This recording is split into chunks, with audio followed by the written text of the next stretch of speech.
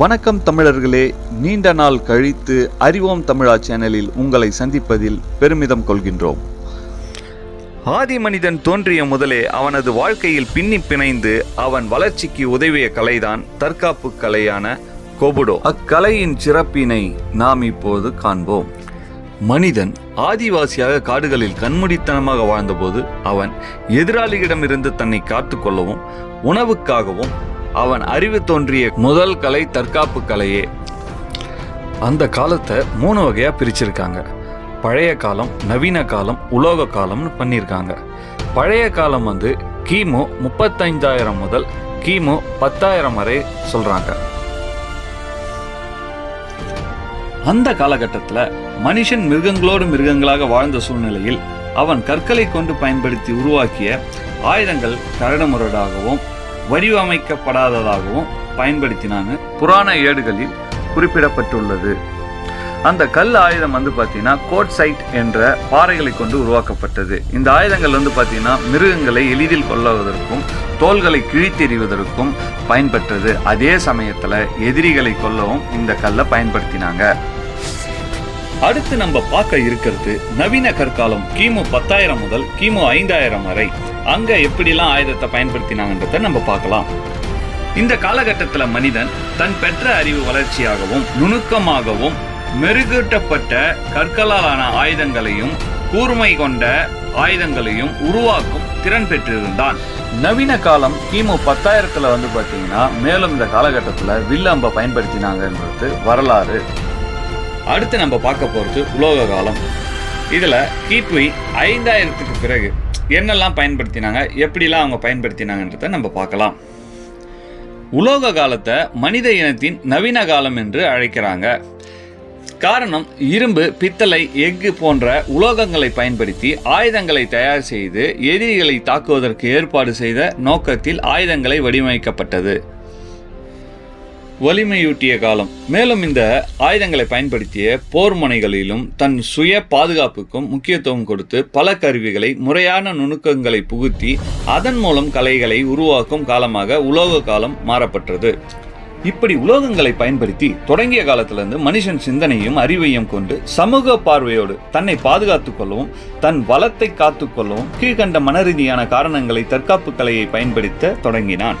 அதுல முதலாவதாக மனநலனை காக்கும் வண்ணம் தன் சமூக மக்கள் அல்லது தன் இன மக்களை காப்பாற்றுவதற்காகவும், இரண்டாவது பார்த்தீங்கன்னா மன நிம்மதிக்காகவும் தன் சொந்த தேவைகளுக்காகவும், மூணாவது பார்த்தீங்கன்னா தன்னை வலிமையாக காட்டிக்கொள்ளவும் சாகசம் புரிவதற்கும் இதை பயன்படுத்தி கொண்டான். நாலாவது பார்த்தீங்கன்னா தன்னை முன்னிலைப்படுத்திக் கொள்ளவும் மேலும் சிலவற்றை உடனடியாக சாதிக்கவும் இதை பயன்படுத்தி கொண்டான். அஞ்சாவது தன்னை தற்காத்து கொள்ளும் நோக்கில் இதை பயன்படுத்தினான். மேலும் பார்த்தீங்கன்னா மனிதன் சமூக வளர்ச்சி அடைந்த பிறகு ஆக்கப்பூர்வமான அறிவு சக்தி கூடிய தற்காப்புகளையும் அவற்றை சார்ந்த ஆயுதங்களையும் பயன்படுத்தினான். முதல்ல செயல் வடிவம் கொடுத்து கையாண்ட ஆயுதங்கள் பெயர் முக்தா, தூக்கி எறிவது. அடுத்து பார்த்தீங்கன்னா அமுத்தா, கையில் வைத்து சண்டையிடுவது. மூணாவது பார்த்தீங்கன்னா முக்தா, தூக்கி எறிந்து திரும்ப பெறுவது. நாலாவது எந்திர முக்தா, அதாவது சக்கரம் துணை கொண்டு சண்டையிடுவது. ஐந்தாவது பார்த்தீங்கன்னா மந்திர முக்தா, மந்திரங்களை சொல்லி அடிப்பது, அதாவது நம் முன்னோர்களின் பெயர் சொல்லி அடிப்பது இந்த பயிற்சியின் சிறப்பம்சமாகும். இப்படி பெயர் துணை கொண்டு தொடங்கப்பட்டதுதான் தற்காப்பு கலை. அதுக்கப்புறம் மனித இனத்துக்குரிய அறிவுத்திறனை கையாள தொடங்கி அதன் பின்னர் இந்தியாவில் பல்வேறு காலகட்டங்களில் பல தற்காப்பு கலையும் பல பெயர்களையும் பல ஆசிரியர்கள் பல கோணங்களில் பின்தொடங்கினார்கள் என்பதுதான் வரலாறு.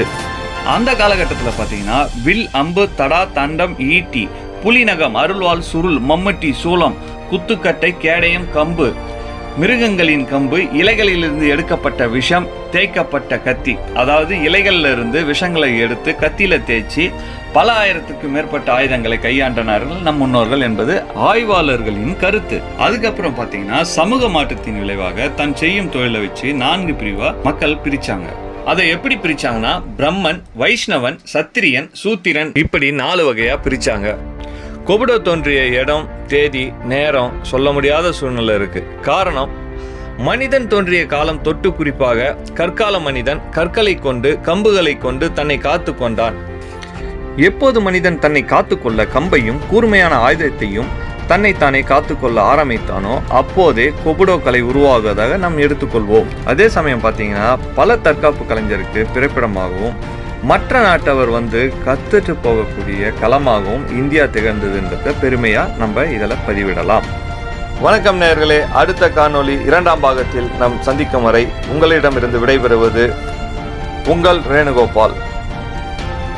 சப்ஸ்கிரைப் பண்ணுங்க, லைக் பண்ணுங்க, மறக்காம ஷேர் பண்ணுங்க.